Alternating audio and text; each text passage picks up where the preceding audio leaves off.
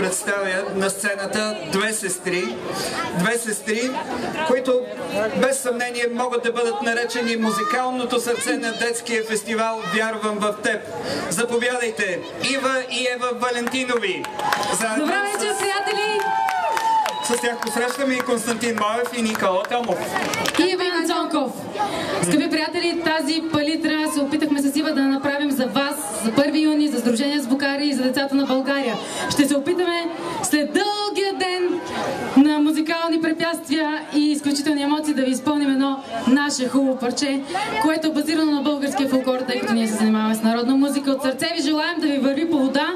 Вече започна, така че очакваме аплодисменти и хубаво настроение от вас с нещо интересно. Премиера тук. Константин Моев, Иван Цонков, Ник Томс.